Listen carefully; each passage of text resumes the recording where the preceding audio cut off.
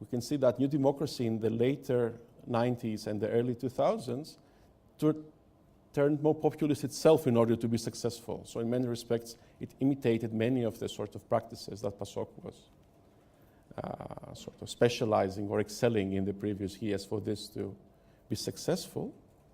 So in light of this, I also need to highlight that SYRIZA's growth has also been possible through the inclusion of party members, especially from PASOK, and people that were not sort of outsiders to the state structures over the last 15, 20 years.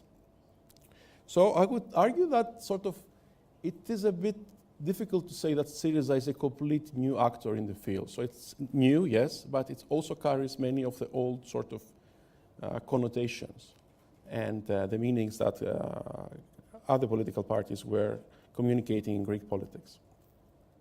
Many argue that SYRIZA's success has been also very much facilitated by riding this sort of combination of what has been called in Greek political discussions as nationalist populism.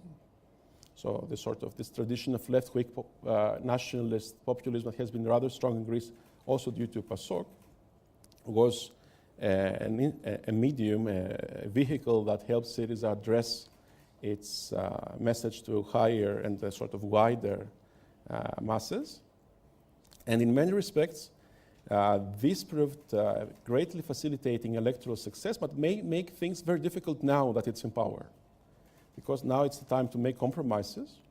Now it's the time to address issues in negotiations with the European partners and with sort of the IMF and the European Central Bank, the Troika.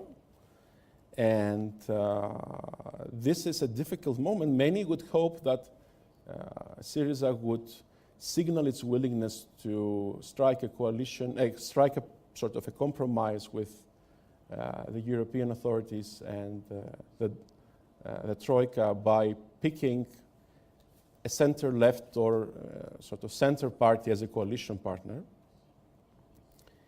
And this did not happen. The choice of forming a coalition government with a far right-wing party that was also very strongly anti-EU and anti-reform in its rhetoric gave a signal that SYRIZA might not be really interested in a compromise, but might be heading towards a sort of a clash with the Europeans.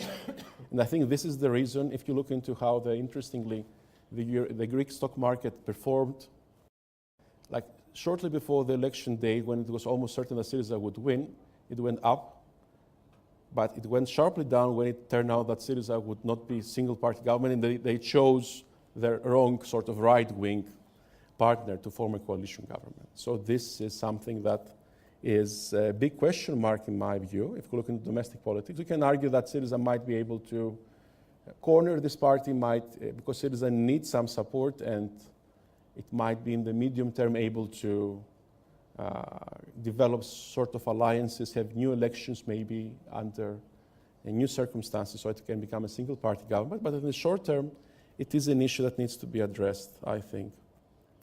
We can look into the other parties. I think the situation in the chief opposition party, New Democracy, is a very problematic one. Right now, the party appears to be not able to sort of perform the political role that one would have expected. Many would have thought that the former prime minister would leave the position. This has been a tradition in New Democracy over the last decades, that if someone who loses parliamentary elections is resigning immediately, so the party has a sort of new opportunity.